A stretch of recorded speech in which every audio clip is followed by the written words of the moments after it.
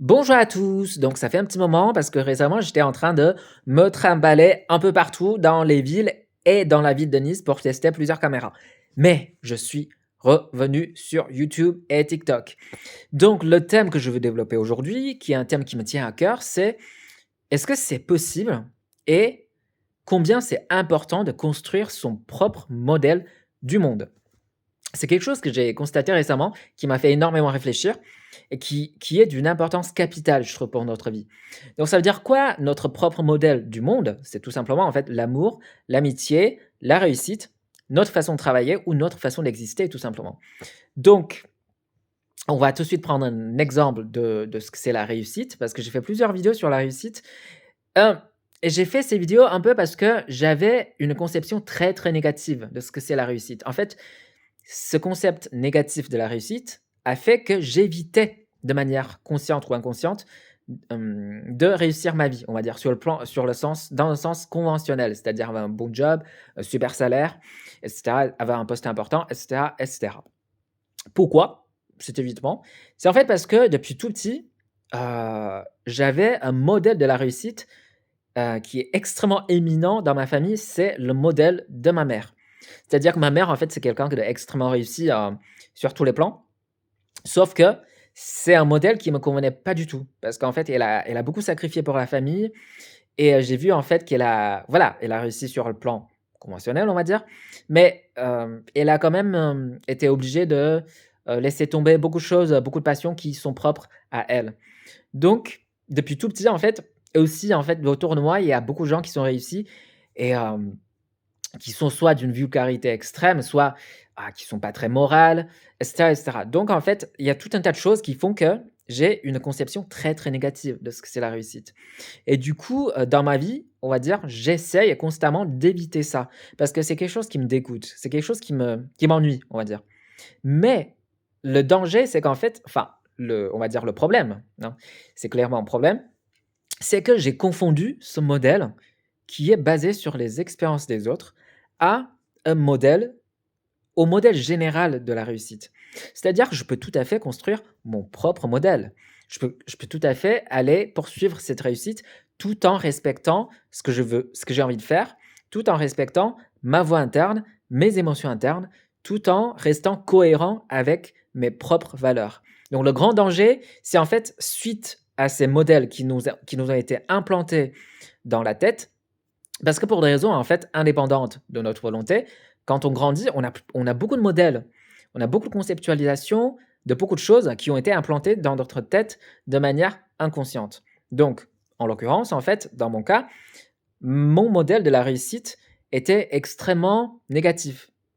Mais ça, c'est sans tenir compte qu'en fait, moi, j'ai la force et j'ai la possibilité de construire mon propre modèle. Un modèle de réussite qui est basé sur mes valeurs, qui est basé sur mes besoins et surtout qui est cohérent avec ce que je ressens à l'intérieur. Donc ça, c'est la réussite, on va dire. Ensuite, il y a l'amour. Alors l'amour, c'est un thème que je vais développer un peu plus tard. Mais en gros, on va dire que les HPI, en fait, moi je dirais que la plupart des HPI, ils ont ce problème, en fait. De manière un peu contre-intuitive, il y a très peu de personnes entre les HPI qui réussissent leur vie et que la plupart des HPI adorent ou bien se contentent de rester dans un rôle d'assistant ou de rester au second plan par rapport aux autres. Alors ça, c'est un thème que j'ai vraiment envie de développer un peu plus tard, mais disons qu'en fait, depuis, l'enfance, on a été très vite confronté à une réalité qui fait que on s'adapte constamment aux autres et l'incroyable capacité à être à l'écoute des autres, à empathiser avec les autres, ça fait en fait qu'on construit un modèle de relation qui est basé sur, en gros, on reconnaît nos valeurs dans, le processus d'aider les autres.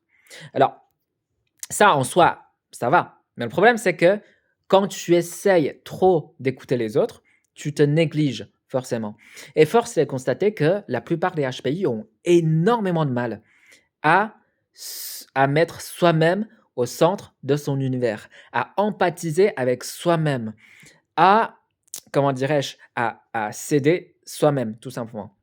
Donc ça, c'est un terme que je vais développer un peu plus tard.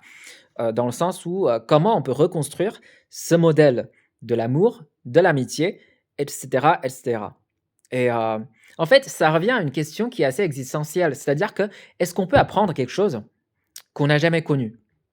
Parce qu'il y a un peu cette, discussion un peu, philosophique, on va dire, concernant les évitants. C'est-à-dire que les évitants, ils n'ont jamais connu un schéma amoureux ou bien, une relation amoureuse, que ce soit entre les parents ou les enfants, que ce soit entre les partenaires qui est relativement saine. Donc il y a beaucoup de gens qui pensent que quand on n'a pas vécu quelque chose, on peut pas l'exprimer, on peut pas l'apprendre et ça, c'est quelque chose, avec quoi je suis pas du tout d'accord parce que moi, je suis toujours dans le dépassement de soi, pardon.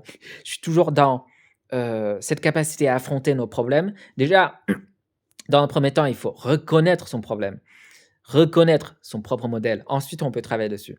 Donc, alors sur le plan de l'amour, je vais développer un peu plus tard. Ensuite, j'en viens à cette question de comment on travaille.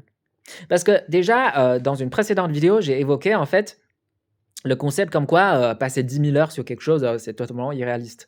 Parce qu'en fait, il y a la motivation qui joue, il y a plein de facteurs psychologiques qui sont totalement ignorés, négligés dans ces théories.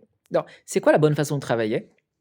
Et récemment, en fait, je repense à une théorie qui est assez classique et qui semble extrêmement correcte de prime abord. C'est-à-dire qu'en fait, on prône une façon de se concentrer à 100 sur notre boulot sous les yeux. Alors oui, en soi, c'est une théorie qui a l'air de tenir debout. Sauf que déjà, il y a plusieurs profils. C'est-à-dire que si on prend un exemple un peu extrême, hein, si on prend l'exemple de TDAH, en fait, ce genre de profil, ils sont connus qu'ils ne sont pas vraiment capables ou bien ils ont des problèmes pour se concentrer sur une seule tâche. Et la meilleure façon de commencer à faire une chose, c'est en fait de commencer plusieurs tâches en même temps. Ça veut dire quoi en fait? Ça veut dire qu'en fait, je peux très bien commencer à faire le ménage. Ensuite, en même temps, j'entame, je sais pas, une autre tâche comme, répondre aux mails. Ensuite, j'entame une autre tâche qui est par exemple, je sais pas, écouter de la musique ou bien commencer à faire le petit déjeuner et cetera. En fait, on peut commencer plusieurs tâches en même temps et très, très naturellement, en fait, notre, concentration ou notre focus, il va être amené à se concentrer uniquement sur une seule chose. C'est-à-dire, en fait, que si tu il y a cette question de dédramatiser la situation. Parce que l'une des raisons principales pour la procrastination, c'est aussi, en fait, on accorde beaucoup trop d'importance à une tâche et qu'on se projette de manière beaucoup trop intense avant de faire quelque chose.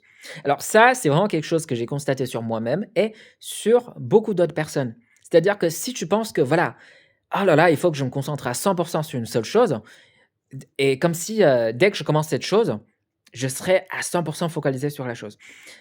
Je pense que vous avez aussi forcément constaté qu'en fait, ça rend cette chose extrêmement importante et lourde. Ce qui fait qu'en fait, on n'a pas envie de faire cette chose. Parce qu'on sait qu'une fois qu'on fait cette chose, on sera totalement absorbé parce on accorde de loin trop d'importance à cette chose. Alors que si tu commences plusieurs choses en même temps, moi en tout cas, c'est un peu mon habitude de faire les choses, c'est-à-dire que moi je commence A, B, C, D, et ensuite petit à petit, il y aura une tâche qui commence à attirer de plus en plus mon attention et naturellement, je vais être amené à me concentrer à 100 sur cette chose de manière totalement naturelle. Et comme j'ai dit dans le passé, en fait, vraiment le plus important, c'est de passer à l'action. L'action, c'est vraiment là, on va dire, la première chose qui compte. Sans action, il n'y a rien. Et souvent, en fait, je vois tellement de gens qui stagnent dans la rumination parce qu'ils sont en train de dire: «Oh, je vais faire ceci, pour faire ceci, il faut que, voilà, j'ai les conditions optimales, il faut que je prépare ceci, cela» et au final, ils vont passer tellement de temps et tellement d'énergie inutile avant de passer à l'action que ça les empêche de réaliser cette chose qu'ils veulent tant faire. Donc souvent, en fait, la procrastination, c'est pas seulement quand on veut pas faire une chose, c'est aussi quand on veut trop bien faire une chose, quand on veut trop faire une chose. Donc, il y a cette façon de travailler qui consiste à dire qu'en fait, moi, je commence à faire plusieurs choses en même temps et après je verrai ce qui me plaît le plus. Donc là, en fait, j'insiste sur l'importance de vraiment de se débarrasser de tous ces clichés, de tous ces modèles qui ont été, injectés dans notre cerveau, que ce soit, je sais pas, par le biais des livres, par le biais, des expériences, des autres. Parce qu'en fait, il y a cette théorie, qui semble parfaite et tout le monde le rabâche. Genre: «Ouais, quand tu fais cette chose, il faut que tu sois à 100 voilà, sur cette chose». Mais finalement, est-ce qu'eux-mêmes, ils sont capables de réussir dans cette approche? En fait, parce qu'en fait, le problème, c'est qu'il y a beaucoup de gens qui disent des choses sans réfléchir. Il y a beaucoup de gens qui brandissent des slogans comme ça, qui sont très politiquement corrects, on va dire, mais qui sont dysfonctionnels dans la réalité.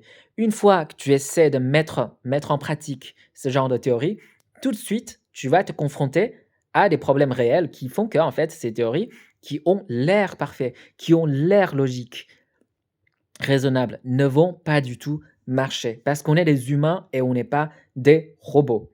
Donc ça, comment dirais-je? C'est le modèle de comment on travaille, on va dire. Du coup, là, j'ai parlé de la réussite, de l'amour de manière vite fait, ensuite de notre façon de travailler. Donc, vous voyez, en fait, c'est extrêmement important de construire son modèle et ne pas être emprisonné par ce qu'on a vécu dans le passé parce il faut profiter de ce pouvoir.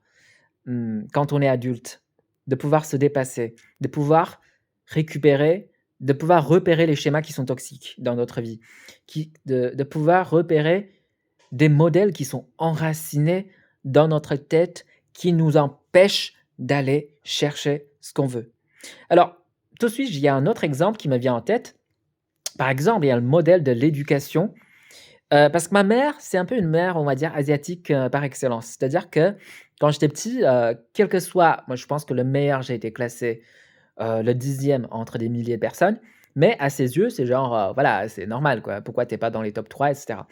Donc c'est quelque chose que j'ai détesté quand j'étais petit et une fois que j'ai identifié ce schéma, je me suis dit: «Jamais de la vie, je vais m'imposer ce modèle à moi-même». Donc c'est pour ça, en fait, que j'ai construit un autre modèle qui est construit par des petites fleurs, des petites auto-validations qu'on fait parce que c'est ce que j'ai constaté, voilà, quand j'ai grandi, en fait, à chaque fois que je réussis à faire quelque chose, c'est toujours grâce au fait que je me permets de m'envoyer des petites fleurs à chaque fois que je fais un mini pas, à chaque fois que je fais un exploit, mais vraiment minime, minime. Genre, je sais pas, si j'arrive à travailler 1 heure par jour, c'est déjà bien. Donc en fait, je pense que je m'emballais un peu trop. Ouais, du coup, il y a ce modèle que j'ai vraiment détesté, que j'ai identifié et que j'ai décidé d'abolir moi-même.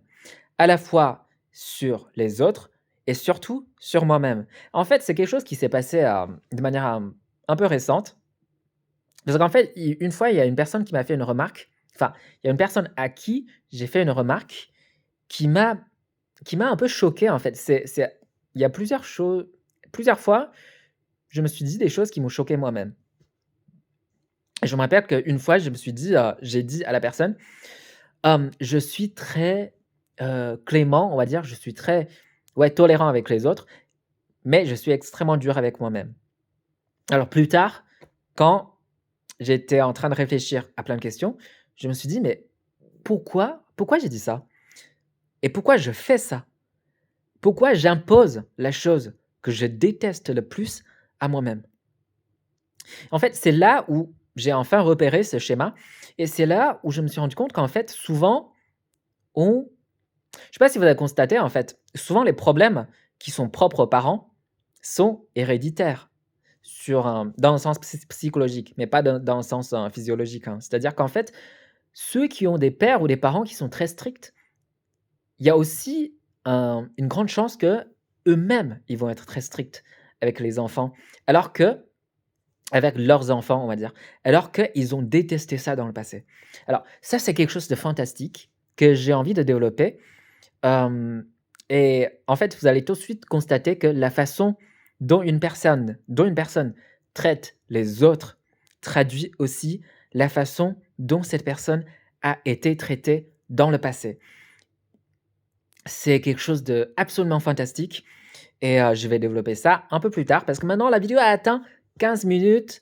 Donc j'ai parlé voilà, il y a le modèle, de la réussite que je suis en train de reconstruire, le modèle des relations humaines, que ce soit l'amour, l'amitié, que je suis en train de reconstruire, le modèle de la façon de travailler, de notre façon de travailler, que je suis en train de reconstruire et aussi le modèle de l'évolution, le modèle de vivre avec soi-même, le modèle de savoir se complimenter, de savoir valider des pas dérisoires que je suis en train de reconstruire et reconsolider et je suis extrêmement content de pouvoir faire tout ça. Je suis en pleine, on va dire, reconstruction et je suis extrêmement content parce que j'ai toujours été, j'adore travailler, sur moi-même, j'adore voir mes failles. J'ai toujours été un grand fan de, l'auto-analyse et enfin, je commence à sympathiser avec moi-même, je commence à écouter moi-même, je commence à essayer de me comprendre. Alors que j'ai passé tellement de temps à essayer de comprendre les autres. Donc c'est pas quelque chose de facile, c'est quelque chose que j'ai constaté vraiment récemment, en fait, qui consiste à dire que comprendre soi-même est beaucoup plus difficile de comprendre les autres. Parce que quand tu essaies de comprendre les autres, tu es dans ta zone de confort. En tout cas, pour les HPI, en fait, on a toujours été très, très fort, hein, pour analyser les autres et de manière, tellement tellement forte qu'en fait, souvent, on connaît mieux les autres qu'eux-mêmes. Mais pourquoi on fait ça? Bon, déjà, il y a une partie qui est liée, on va dire, à ce qui est génétique, mais surtout aussi, on va dire, c'est facile quand tu es dans un rôle observateur. Parce que tu vas pas affronter tes failles, tu vas pas affronter tes problèmes à toi, tu vas pas vraiment être obligé de confronter à tes propres peurs, à tes propres blocages. Donc le vrai challenge, c'est vraiment d'essayer de se comprendre soi-même, surtout pour les HPI parce qu'on a cette capacité analytique tellement forte que parfois on a peur de s'analyser. On a peur de repérer des problèmes, des schémas qui sont toxiques, qui sont problématiques en nous et on a peur de se connaître. Hem, voilà. Sur ce, cette discussion relativement simple, on va dire, et philosophique, je vous souhaite à tous et à toutes une très, très bonne nuit. Il se fait tard. J'aurai, accompli une chose extrêmement importante dans quelques jours et après quoi, je serai beaucoup plus disponible pour encore vous parler des choses, de beaucoup plus d'autres choses dans mon cahier qui sont en tout cas, que j'essaie de faire pour déjà essayer de mieux me connaître, pour essayer de mieux m'analyser moi-même et ensuite, éventuellement, si ça peut aider quelques âmes perdues sur internet, ce sera tout à mon honneur. Donc sur ce, bonne nuit, ciao ciao!